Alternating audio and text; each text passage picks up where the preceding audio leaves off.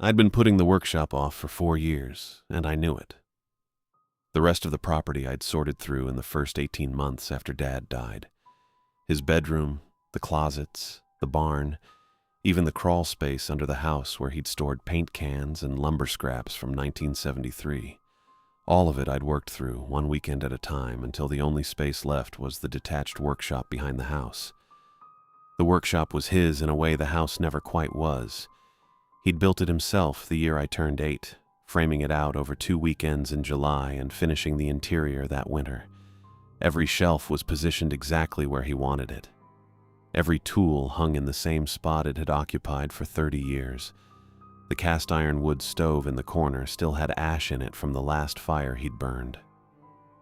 I pulled the door shut behind me that November morning and stood in the cold light coming through the single window.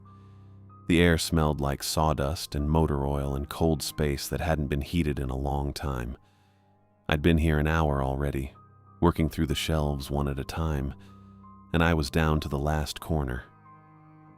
The low shelf near the stove held a row of coffee cans, the metal kind with plastic lids, the kind you couldn't buy anymore.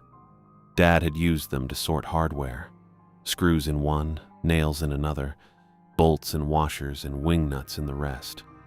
I lifted each can, shook it to hear the rattle, and set it aside. The last can was heavier than the others. I pried off the lid and looked inside. Hex bolts, hundreds of them, packed tight. The kind of thing Dad saved because throwing away good hardware felt like waste. I shook the can and heard the bolts shift. Something underneath them didn't sound right. I tipped the can and worked my fingers down into the bolts until they closed on something flat and rectangular. I pulled it free, and the bolts poured back into the space it left. A cassette tape. Maxwell, 60 minutes, the old tan and clear kind. The label was in Dad's handwriting. All caps, block print, the way he labeled everything. Do not play this inside, nothing else. No date, no explanation, no other markings on either side. I turned it over in my hands.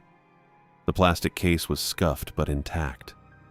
The tape itself looked fine, the leader still wound tight on the left spool. My portable cassette player was sitting on the workbench 6 feet away. I'd brought it out here because I used it for instructional tapes in my shop class at Lance High School, and I'd been meaning to clean the heads. It was a Panasonic, older than most of my students, but it still worked. I set the tape down on the bench next to it. I didn't put them together. The label bothered me. Do not play this inside. The phrasing was specific, not don't play this or outside only, inside. As if the problem wasn't the tape itself, but where you played it.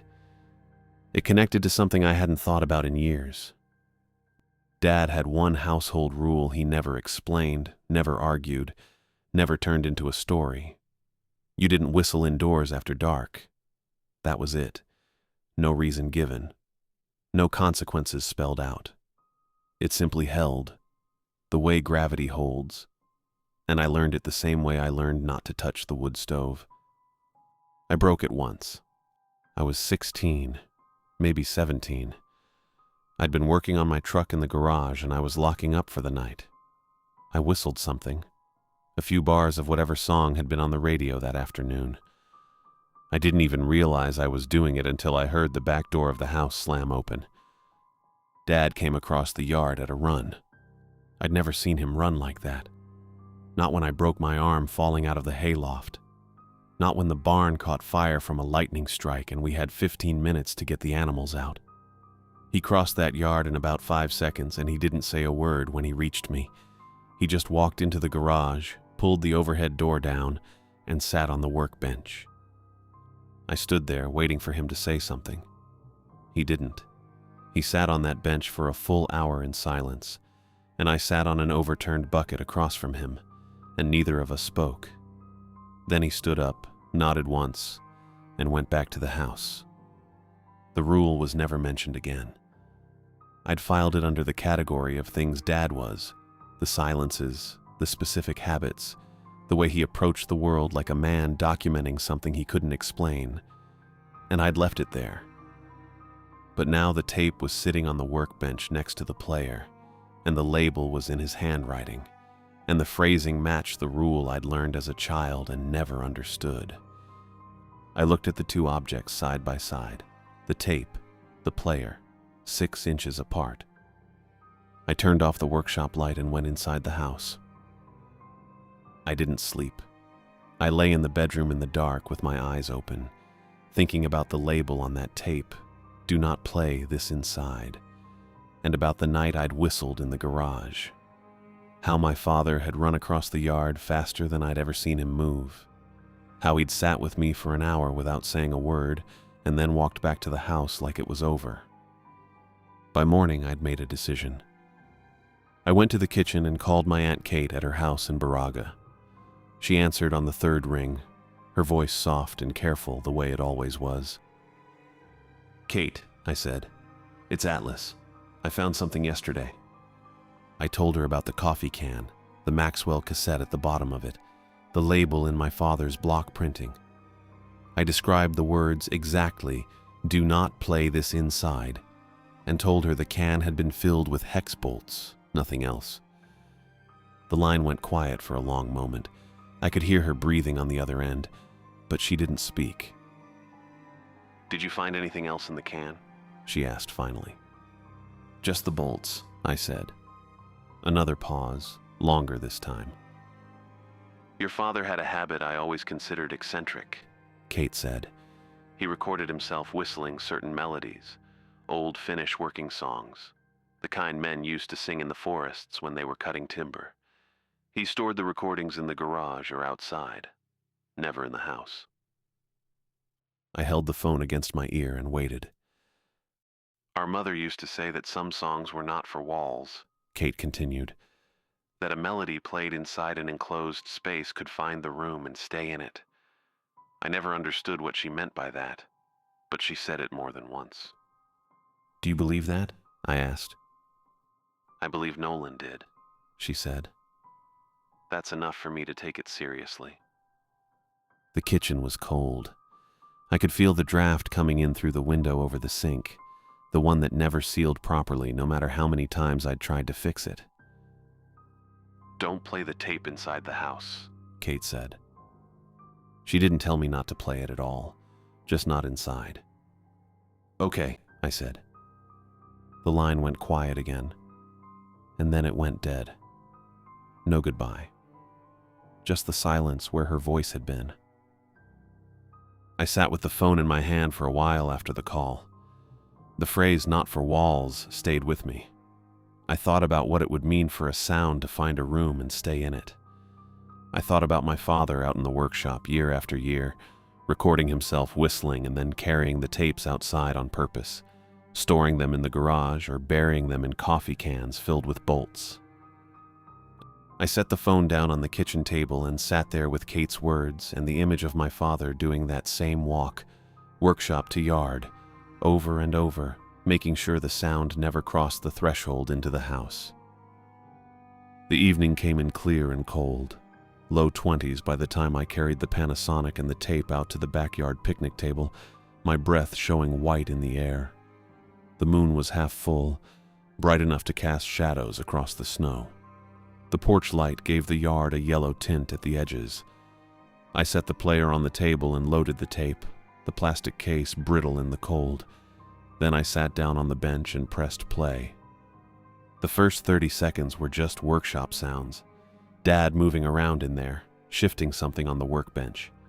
A stool scraped across the concrete floor. The wood stove ticked the way it does when the metal contracts. I could picture him in there, setting up the recorder, checking the levels. Then he started whistling. The melody was slow and wandering, not a song I recognized. It rose and fell without ever settling, circling back toward a phrase it never quite finished. I sat there on the bench and let it go. My breath kept fogging in front of me. The cold worked its way through my jacket. I didn't move. Halfway through, the whistling stopped. Dad's voice came through the speaker, flat and even, the same way he used to describe a busted water pump or a transmission he was working on. "If you're hearing this, I'm gone," he said. "Don't bring the melody inside. The tape is fine. It's the melody that stays, not the tape." Then the whistling started again. It went on like that until the tape ran out. The player clicked off. I sat there a few minutes longer, the cold settling deeper into my hands and feet. Nothing happened. The yard stayed empty. The moon stayed where it was. I went inside, locked the door behind me, and went to bed. At 2 a.m, I woke to whistling from the backyard. The same melody, the same wandering rise and fall, the same unfinished phrase cycling through itself. I was awake immediately, fully, the way you wake when something is wrong and your body knows it before your mind catches up. I got out of bed and went to the window. The backyard was empty. The Panasonic sat on the picnic table where I'd left it, and the play button was pressed down. The tape was running, but I hadn't rewound it before I came inside. The counter was back at the start. I stood at the window and watched the yard. The whistling kept going. No source, no movement, just that same steady phrase over and over, circling back on itself. The moon had shifted west. The shadows were longer now. The porch light was still on. The whistling stopped on its own. I waited at the window for a while longer, but nothing moved. The yard stayed empty. The Panasonic stayed where it was. I sat down on the edge of the bed and didn't lie back down. I stayed there with my hands on my knees, watching the window until the sky started to turn gray. Atlas sat on the edge of the bed in the gray pre-dawn light, the backyard silent now, the Panasonic visible on the picnic table through the window with its play button still depressed. Over the following week, I heard it 3 more times. The first was Tuesday morning.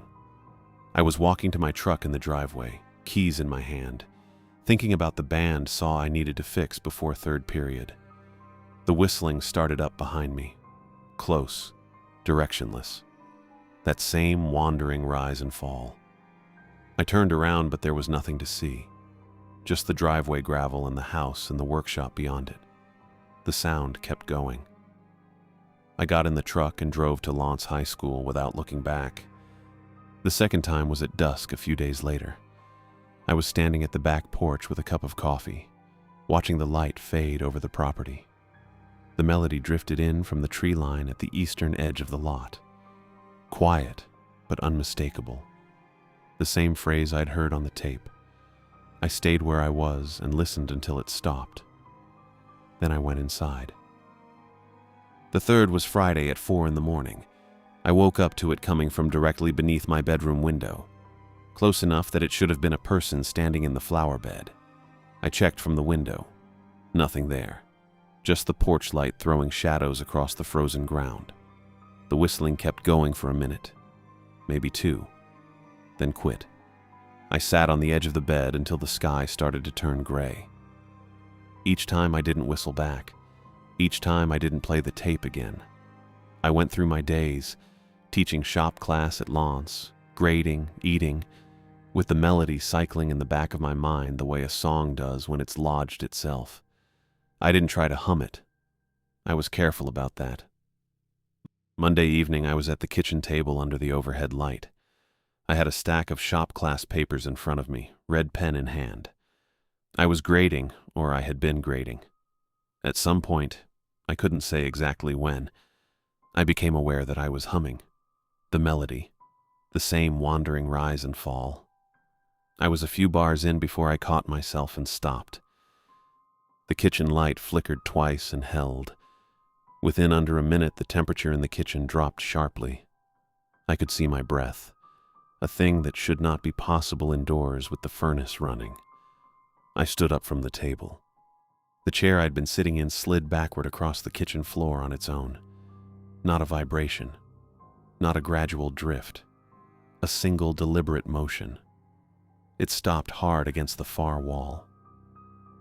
I was standing in the middle of the kitchen, my breath visible, the chair against the far wall, the papers scattered where the chair's movement had caught the table edge. I picked up my phone and called Kate. She answered on the second ring. I told her what had happened. The humming, the temperature drop, the chair.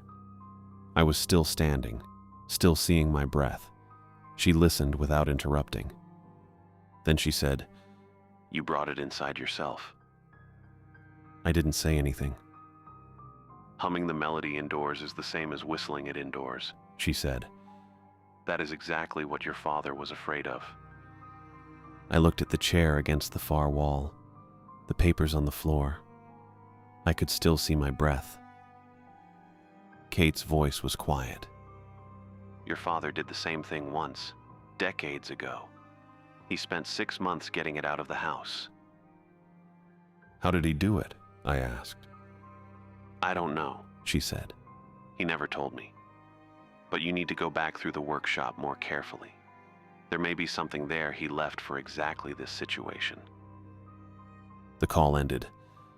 I stood in the kitchen after hanging up. The temperature was still low. The chair was still against the far wall. I didn't move it back. I went back to the workshop the next morning. The cold air bit at my face as I crossed the yard, the frozen grass crunching under my boots.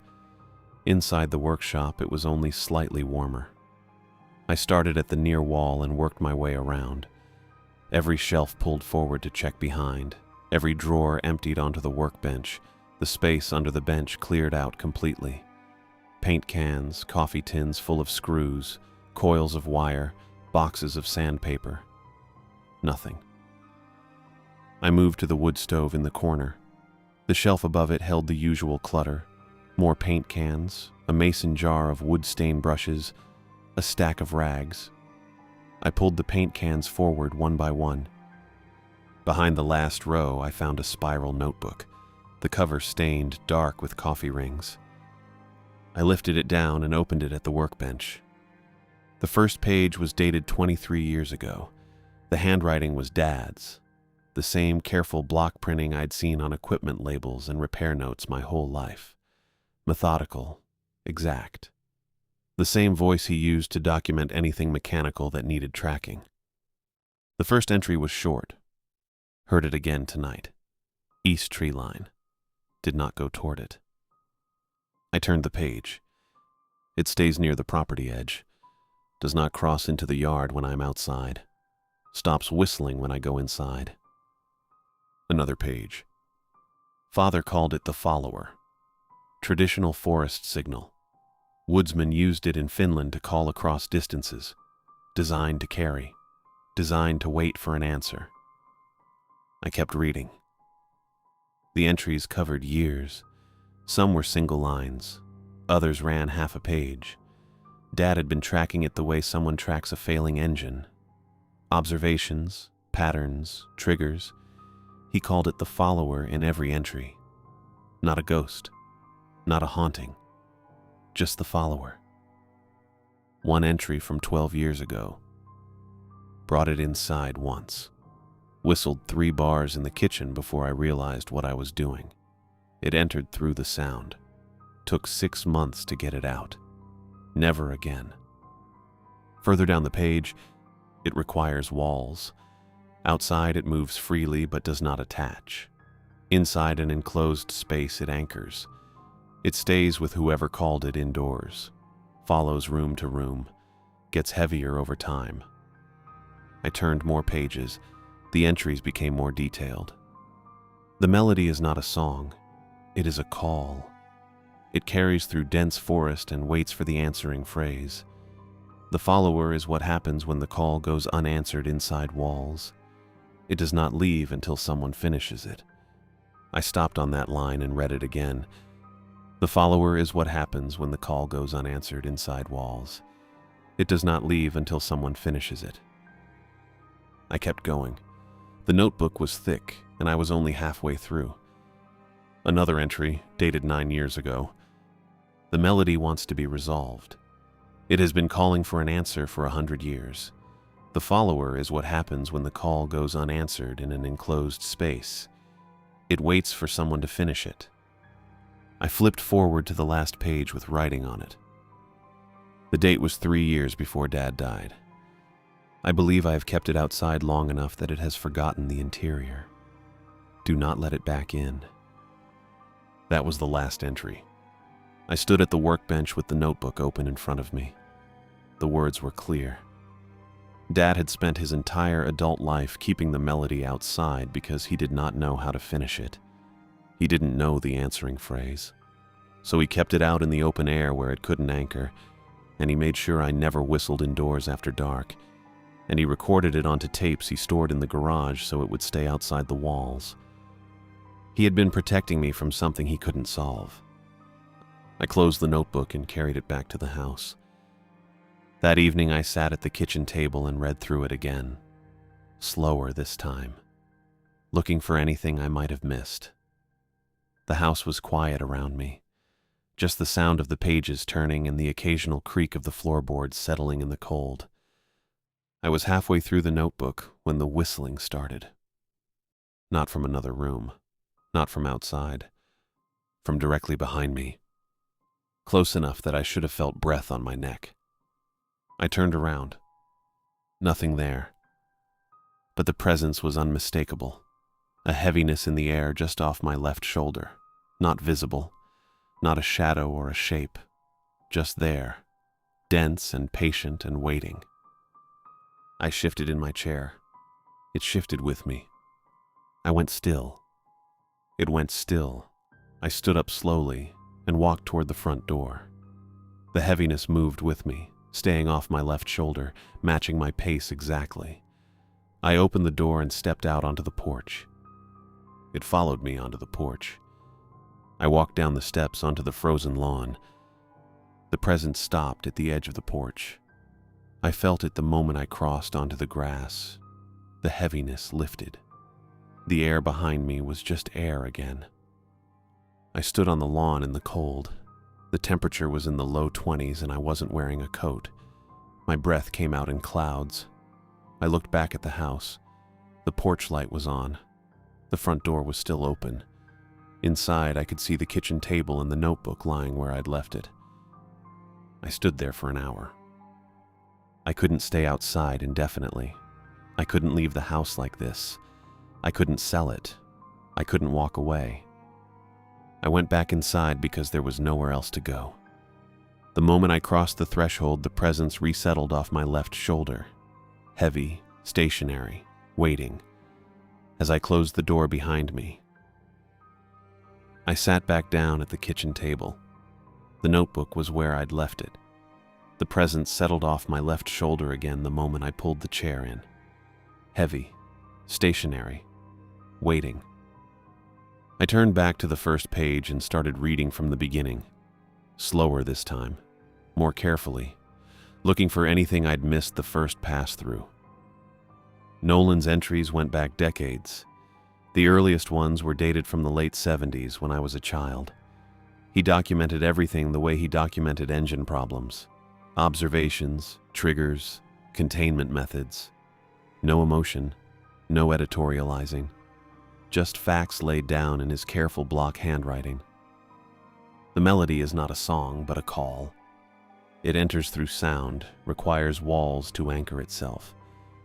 It follows whoever hummed or whistled it indoors, growing heavier and more present over time. I turned the pages slowly. The presence stayed where it was. I could feel it behind me the way you feel someone standing too close in line at the store. Not touching you, but close enough that your body knows they're there. Near the middle of the notebook, I found the line I'd passed over before. The melody wants to be resolved. It has been calling for an answer for 100 years. The follower is what happens when the call goes unanswered in an enclosed space. It waits for someone to finish it. I read that twice. Then I understood. The presence wasn't threatening me. It wasn't trying to hurt me. It was waiting. It had always been waiting. For someone to finish what had been started. For someone to answer the call. I sat with that for a long moment. The kitchen was quiet. The temperature had normalized. The only sound was the hum of the refrigerator and my own breathing. I turned to the last pages of the notebook. There, in the same careful block handwriting, Nolan had transcribed what he believed the answering melody to be. A descending phrase, 4 bars. The notation wasn't musical staff notation. It was a series of arrows indicating pitch direction, up and down, with dots for held notes. Below the notation, in his hand. Worked out over many years. I believe this is correct. I have not tested it indoors. I stared at that last line for a long time. He had worked it out from nothing, over decades, by listening to the follower's behavior, by studying the melody's shape and working backward to what it wanted, what it was calling for. And he had died without ever knowing if he'd gotten it right. I sat at the kitchen table with the notebook open to the transcribed answering phrase. The presence remained off my left shoulder, stationary, heavy. I studied the notation. 4 bars, descending, 2 held notes marked with dots. I traced the arrows with my finger, worked out the intervals in my head. Up, down, down, hold, down, hold. I practiced the phrase silently, mouthing the intervals, following the arrows, descending. 4 bars, 2 held notes. I ran through it several times until the shape of it was fixed in my mind.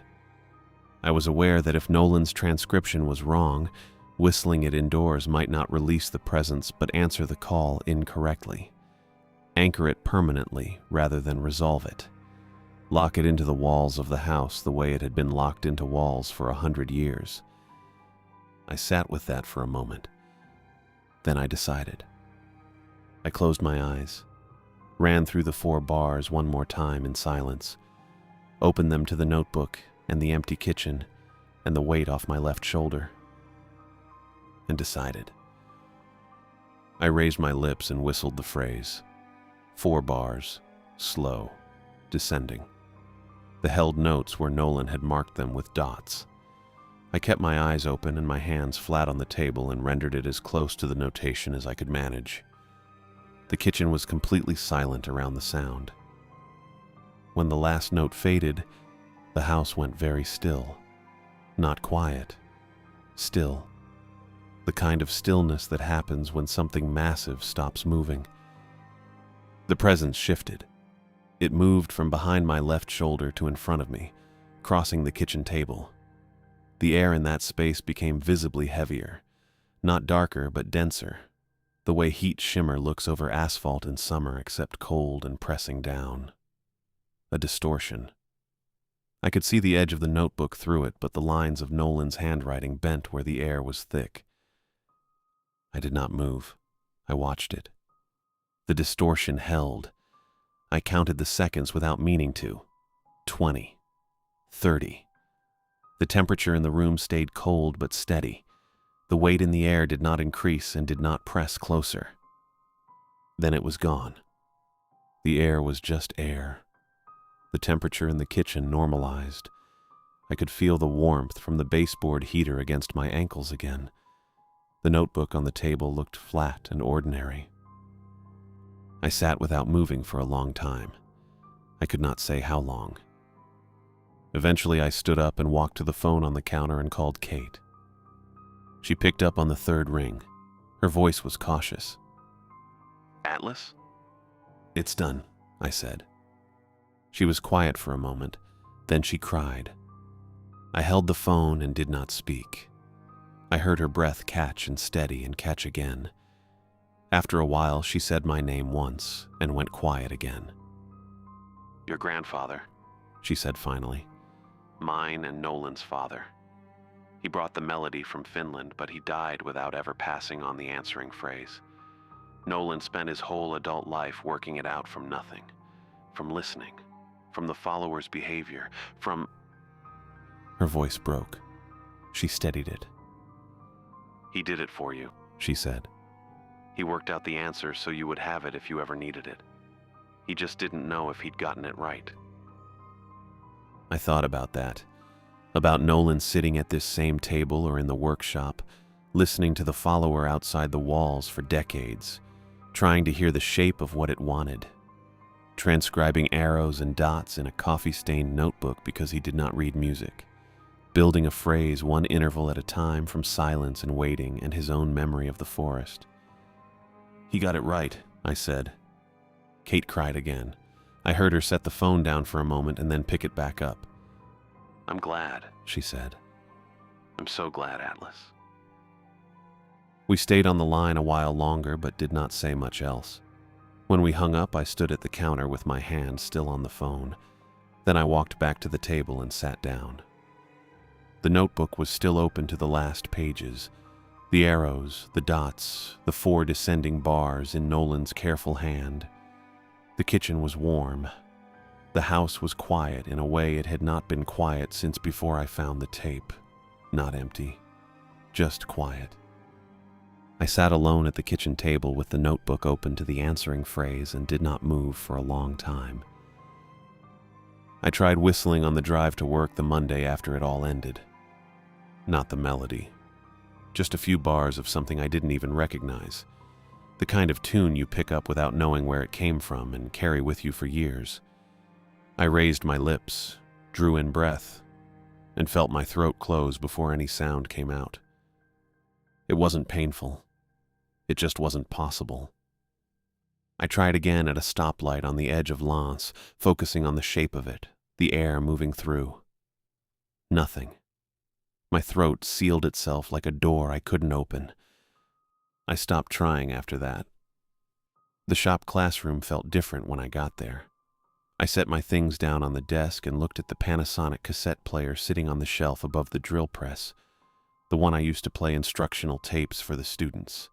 I'd used it for years, safety videos, old how-to recordings on joinery and finish work, things I'd inherited from the teacher before me. I left it on the shelf. The students noticed I was quieter than usual. I showed them how to square stock on the table saw and walked them through the setup for dados, but I didn't fill the spaces between instructions the way I used to. One of the boys asked if I was feeling okay. I told him I was fine and moved on to the next station. I worked in silence. The shop was loud enough without me. The hum of machinery, the scrape of wood on wood, the occasional burst of laughter from the back corner where 2 girls were building a bookshelf together. I didn't need to add to it. The days passed. I taught my classes, graded their projects, went home to the ranch house on Scanny Road. The house was quiet in a way it hadn't been quiet before. Not empty, just settled. The kitchen table sat under the overhead light the same way it always had. The bedroom window looked out on the backyard and the tree line beyond. Nothing moved that shouldn't move, but the silence followed me everywhere. I tried whistling again a few days later, standing at the kitchen sink washing a plate. Just a reflex, the kind of thing you do without thinking. My throat closed. I set the plate in the rack and dried my hands and didn't try again. The inability didn't pass. I kept expecting it to, the way you expect a pulled muscle to loosen or a headache to fade, but it stayed with me. Every time I raised my lips to whistle, even unconsciously, even the beginning of a breath, my throat sealed before the sound could form. I stopped expecting it to change after the first week. One afternoon I went back to the workshop, not to search it or clean it, just to be in it. The shelves were cleared now, the coffee cans gone, the wood stove cold. The workbench was clean except for a thin layer of dust that had settled since I'd last been in there. The Panasonic was still on the picnic table in the backyard where I'd left it the night I pressed play. I walked out and picked it up, brushed the frost off the top, and brought it inside the workshop. I set it on the workbench next to the spot where the Maxwell tape had been. The tape was still there, right where I'd set it that first morning, the label facing up. Do not play this inside. Nolan's careful block printing, each letter the same height, the words centered on the cassette's paper insert. I looked at it for a long time. I understood now what he'd meant. Not just the instruction, but the weight of it. The decades he'd spent keeping the melody outside. The years he'd spent working out the answering phrase from nothing, the care he'd taken to leave it behind for a son who might never need it. Or might need it and get it wrong. He hadn't known if he'd gotten it right. Kate had told me that. He'd spent his whole adult life working it out, and he still hadn't known. But he'd been right. The answering phrase had worked. The presence had crossed the kitchen table, compressed into a visible distortion in the air, and then it was gone. The house was quiet. The melody was resolved. And now I couldn't whistle. Not the melody. Not any melody. Not even a few bars of something I didn't recognize while I was working or walking or standing at the kitchen sink. Every time I tried, my throat closed. The ability that had resolved it was gone. I didn't pick up the tape. I left it on the workbench where it had been since the beginning, next to the Panasonic, and I turned off the workshop light. The yard was cold under my boots as I walked back to the house. The sky was clear, the stars sharp in the November air, and the tree line at the edge of the property stood dark against the horizon. I didn't whistle on the way. Not because I remembered not to, or because I was trying to keep quiet. I didn't whistle because I couldn't, and because there was nothing left to call.